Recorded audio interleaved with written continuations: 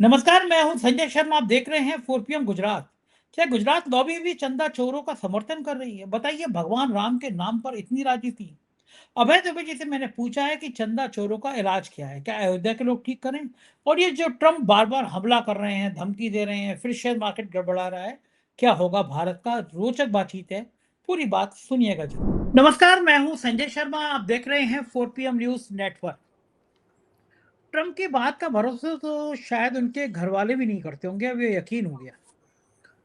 इतने दिनों से ईरान से समझौता हो जाएगा, ईरान का सीज फायर हो गया, लेकिन पता नहीं ये क्या शेयर मार्केट खराब करना होता है, धंधा बनाना होता है, या ट्रम्प को रात को सोते सोते सपना आता है कि चलो एक बार फिर से ईरान पर हमला कर दो।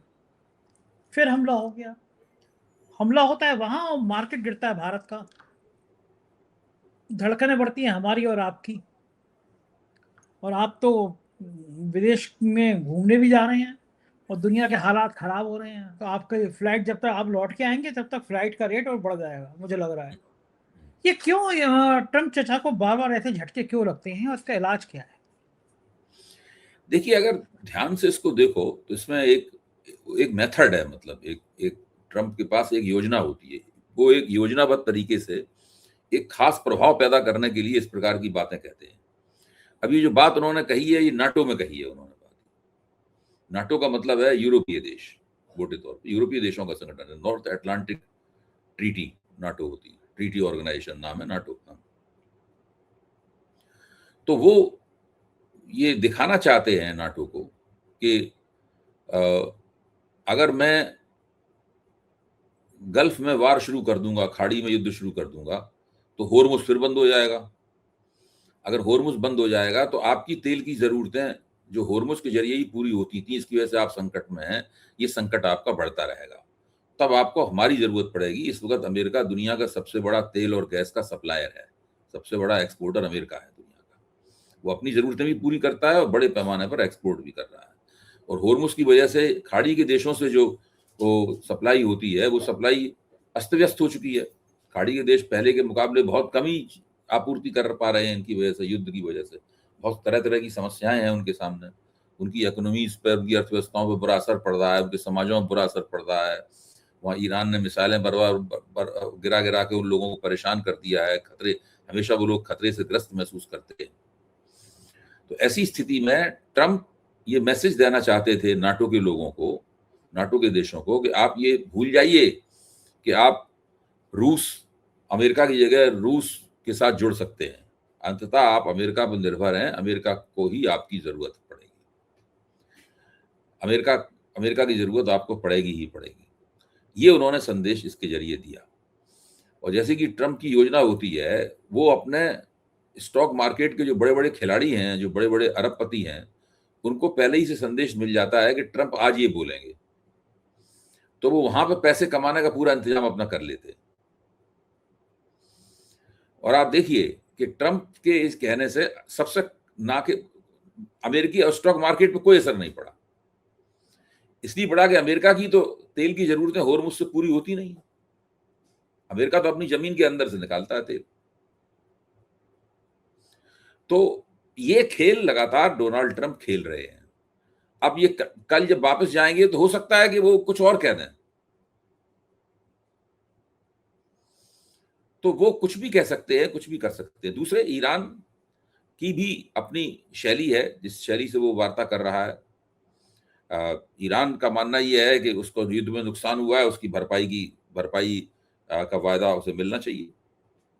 ईरान का मानना यह है कि होर्मुज से जो निकलेंगे 60 दिन के बाद, 60 दिन तक होर्मुज फ्री है, बीच बीच में रोक भी देता है। अभी जो जहाज निकलेंगे तेल से भरे हुए, उसके ऊपर वो टोल टैक्स लगाएगा अपना, उससे पैसे कमाएगा। अमेरिका के सामने बहुत बड़ा सवाल है कि उसने ईरान की अगर ये दो बातें मान ली, ईरान को जो नुकसान हुआ युद्ध में, उसकी भरपाई करने की अगर बात मान ली, तो भरपाई अकेले अमेरिका तो करेगा नहीं, सऊदी अरब वगैरह को भी इसमें खींचेगा उसके पीछे। सऊदी अरब इस भरपाई करने को उस तरह से तैयार नहीं है। तो इसलिए यहाँ पे बात पूरी तरीके से अटकी हुई है। और ये जो समस्या है, ये समस्या आसानी से हल होने वाली नहीं है। डोनाल्ड ट्रंप किसी तरीके से 4 जुलाई का जो अपना फंक्शन था, जो अमेरिका का यौम आज़ादी था, स्वतंत्रता दिवस था अमेरिका का, उस नहीं चाहते थे कि उस दिन अमेरिकी फौजें युद्ध लड़ती हुई नजर आए। वो निकल गया, हालांकि वो भी फंक्शन उनका अच्छा नहीं हुआ।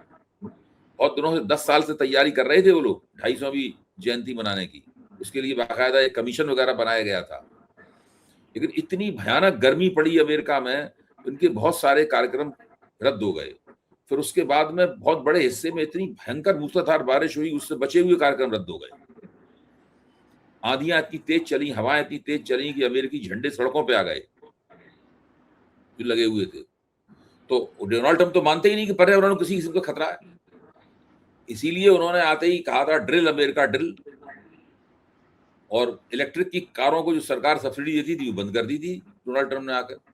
बोले नहीं, पर्यावरण ये सब बकवास है, पर्यावरण को कोई खतरा नहीं है, हम लोगों को ट्रेडिशनल किस्म का जो तरीका था अमेरिका का वही अपनाना चाहिए।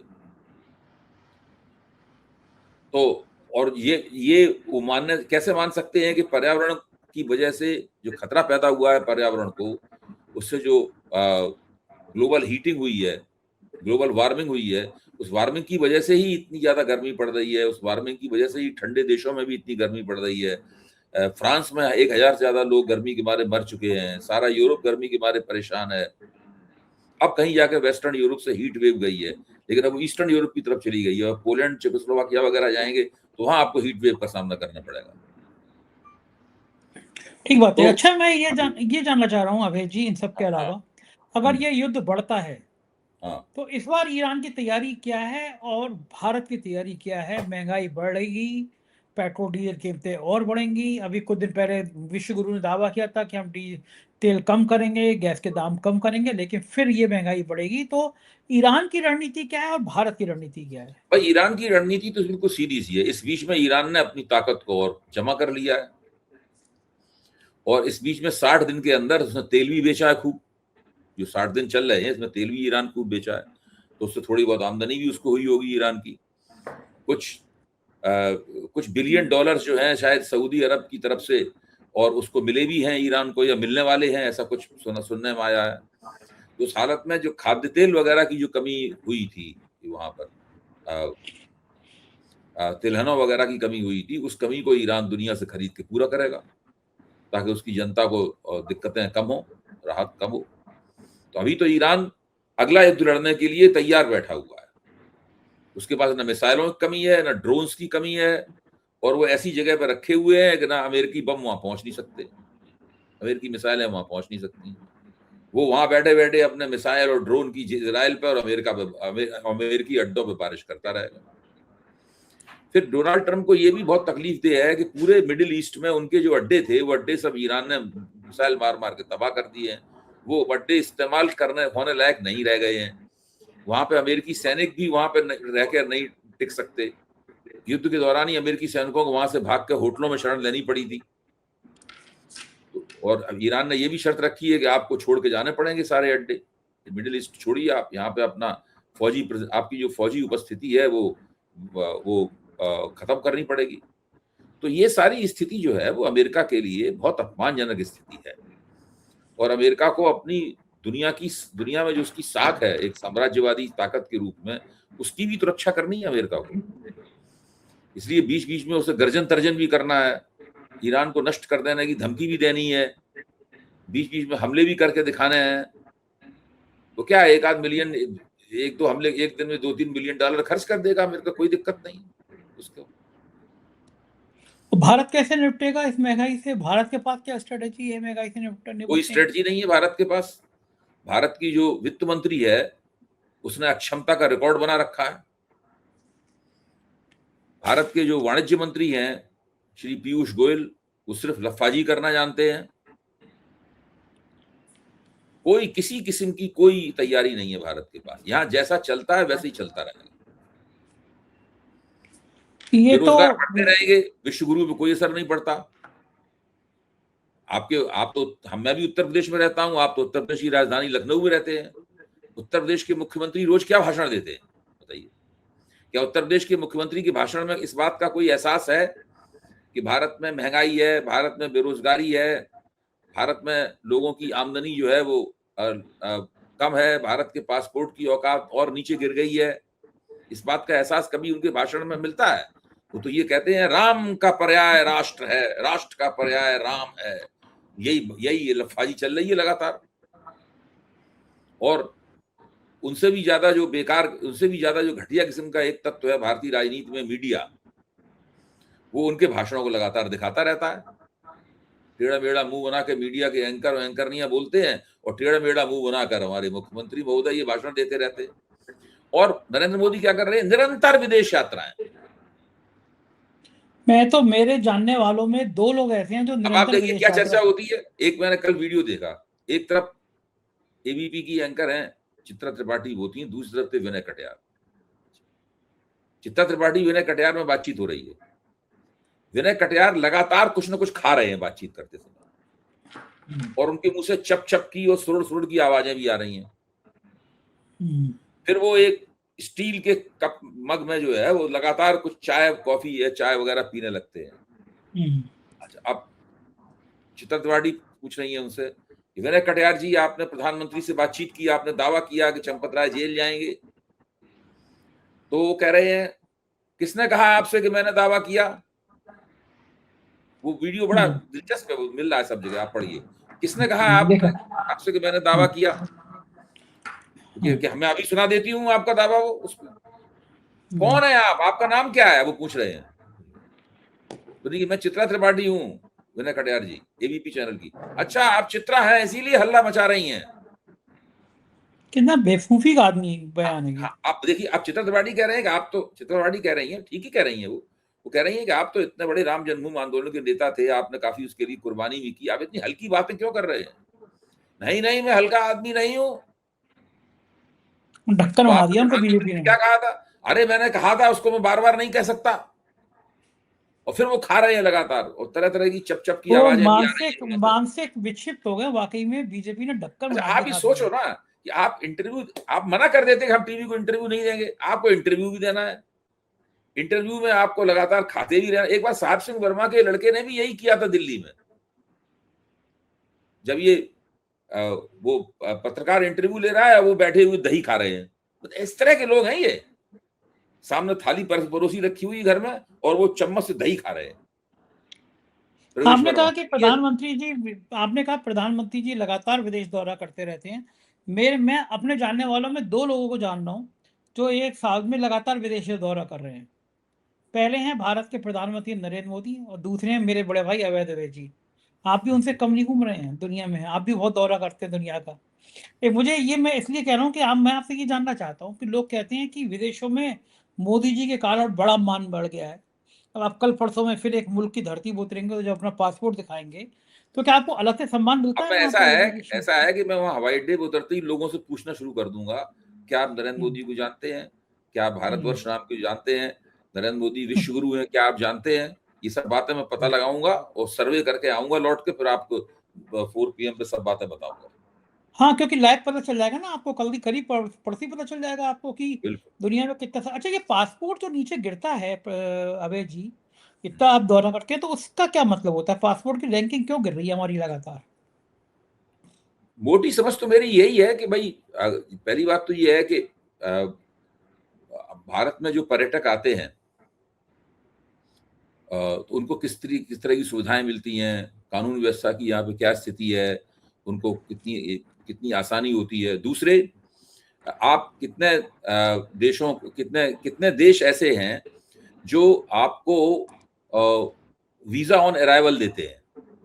सबसे इंपॉर्टेंट बात यह है, आपको वीजा ऑन अराइवल ज्यादा देश अगर देते हैं तो आपके पासपोर्ट का महत्व अधिक माना जाता है। आप अगर मान लो ब्रिटेन के नागरिक हो या आप यूनाइटेड स्टेट्स के नागरिक हो, तो अगर आपको नहीं, अगर आपको यूनाइटेड स्टेट्स का वीजा मिला हुआ है, आपके पासपोर्ट पे अमेरिका का वीजा छपा हुआ है, ईयू का वीजा छपा हुआ है, यूरोपीय यूनियन का, ब्रिटेन का वीजा छपा हुआ है आपके पासपोर्ट पे, तो आप किसी दूसरे देश के लिए जब अर्जी देंगे तो आपको उसको देख के ही उसके आधार पर आपको मिल जाएगा कि आप वहां पर गए थे। इससे आप अंदाजा लगाइए कि क्या होता है। अभी देखिए, थाईलैंड भारत को वीजा ऑन अराइवल देता था, अभी पिछले दिनों थाईलैंड ने वीजा ऑन अराइवल में बाधा पैदा कर दी। अब उस तरीके से वीजा ऑन अराइवल वहां से नहीं मिलता है। जब इसका मतलब है आपका पासपोर्ट की रैंकिंग और नीचे आ गई। ये तो भाई, आप लोगों के मन में आपके देश को घूमने की चाहत है कि नहीं? आपके देश का लोगों के मन में क्या आकर्षण है? अच्छा, ये नहीं होता कि हम हमारा देश विश्व गुरु है, हमारे प्रधानमंत्री विश्व गुरु हैं, तो हमारी रैंकिंग नंबर 1 की होनी चाहिए। ऐसा नहीं होता। 125 में 26 नंबर पे, मतलब कितनी शर्म की बात है ये। हम विश्व गुरु फिर क्या वाक़ा है कि हमारा पासपोर्ट इतना नीचे है। भाई विश्वगुरु आप थोड़ी ना है, हम क्यों कह रहे हैं आप हम शब्द का इस्तेमाल क्यों कर रहे हैं? आप उसमें मोदी जी के साथ अपने आप को भी जोड़ ले रहे हैं। मीडिया के लोग कहते हैं कि बड़ा आप जननायक नहीं, होगा आप नहीं है विश्वगुरु, मोदी। मोदी जी अकेले विश्वगुरु हैं। भाई भारत एक गरीब देश है, इसमें कोई शक की बात नहीं। भारत एक लो इनकम कंट्री है, इसमें कोई शक की बात नहीं। भारत में सांप्रदायिक समस्या है, हिंदू मुसलमान हिंसा होती रहती है भारत के अंदर, इसमें भी कोई शक की बात नहीं। भारत में 80 करोड़ लोगों को मुफ्त अनाज दिया जाता है ताकि वो जीवन यापन कर सकें, इसमें भी कोई शक की बात नहीं। भारत में बेरोजगारी बढ़ रही है तेजी के साथ, इसमें भी कोई शक की बात नहीं। भारत में महंगाई बढ़ रही है, इसमें भी कोई शक की बात नहीं।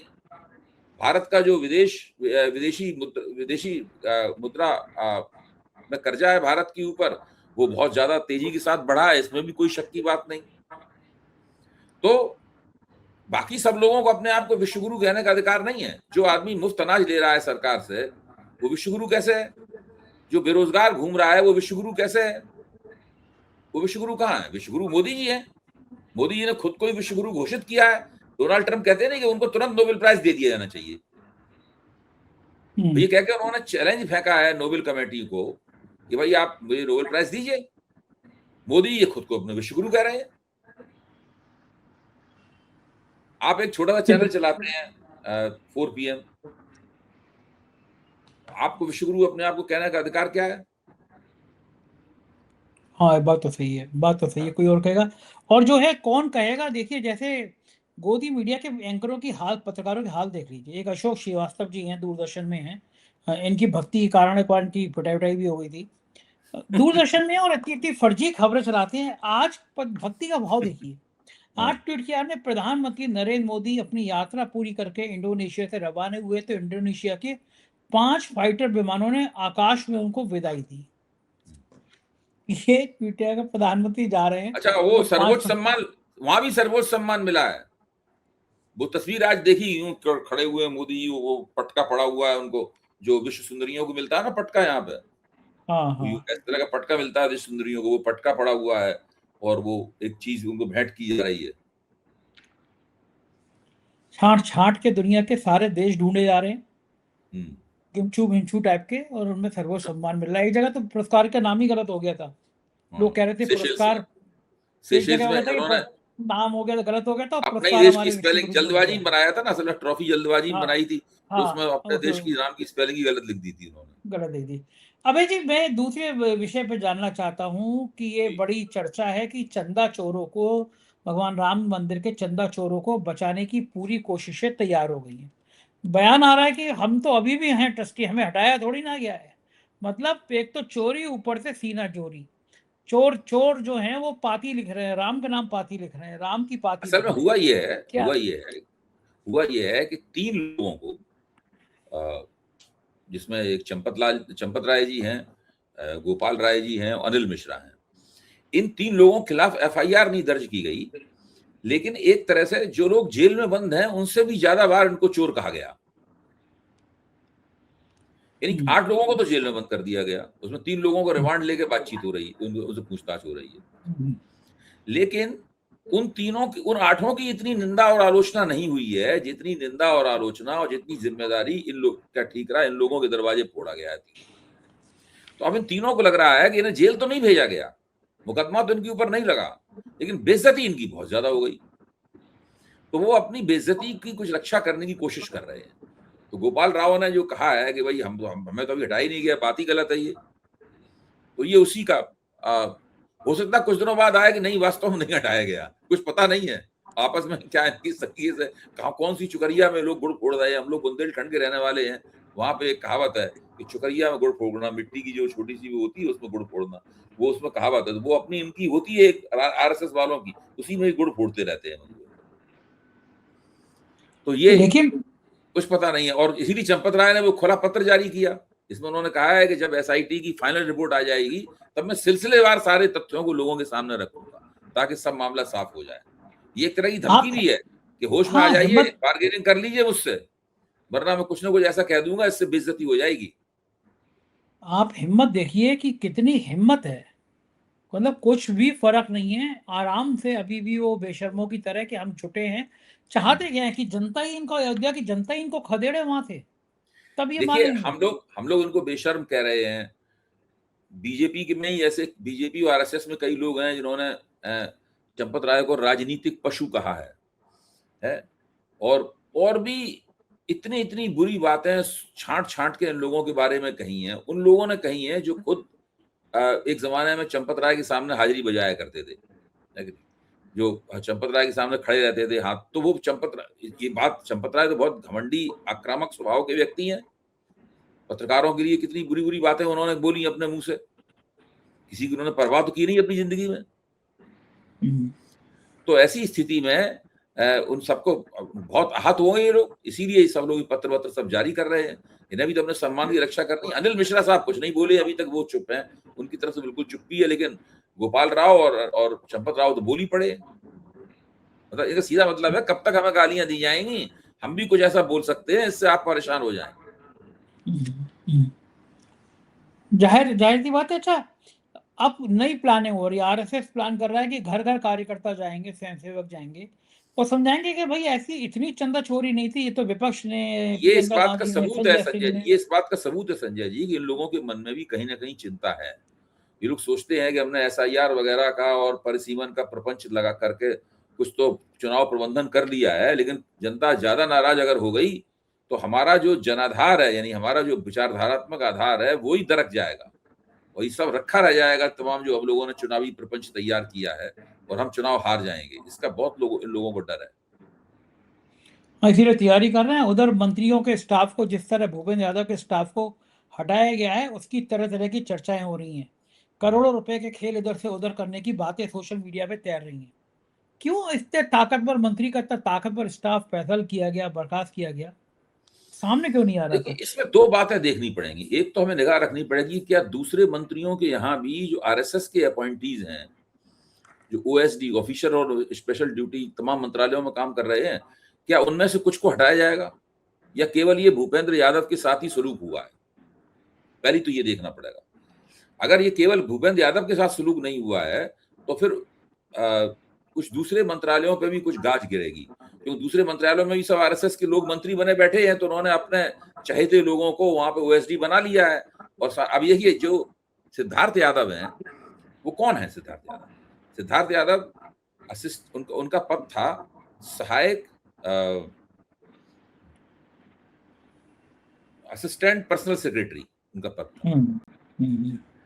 लेकिन थे तो असिस्टेंट पर्सनल सेक्रेटरी, यानी पर्सनल सेक्रेटरी से नीचे थे, लेकिन वही सारे मुख्यमंत्रियों से बात करते थे, वही सारे अपॉइंटमेंट्स उनके देखते थे मंत्री महोदय के, वही सारे सांसदों से बात करते थे, सब जगह बड़े बड़े पूंजीपतियों वगैरह सबसे वही संपर्क में थे। तो उनका महत्व बहुत अधिक था और वो 40 साल से इनके साथ थे। आप इससे सोचिए, जो व्यक्ति 40 साल से किसी व्यक्ति के साथ हो तो वो कितना ज्यादा उस व्यक्ति के साथ अंदर भीतर तक जुड़ा हुआ होगा। सही तो बात है। अगर इस तरह के व्यक्ति को हटाया जाता है तो उसके पीछे कोई ना कोई, या तो कुछ भूपेंद्र यादव के यहाँ ही कुछ ऐसा हो गया है जिसकी वजह से उन्हीं के साथ ऐसा करना पड़ा। लेकिन अगर ये एक बात, एक नमूना है जो कि आगे भी दोहराया जाएगा, तो वो हम लोगों को देखना पड़ेगा कि क्या हो रहा है। अगर ऐसे बिल्कुल ठीक। आरएसएस के इतने इतने वरिष्ठ लोगों को हटाया गया सरकार से, तो इसका मतलब है कि मोदी जी कुछ ना कुछ आरएसएस के साथ अपना हिसाब चुकता कर रहे हैं।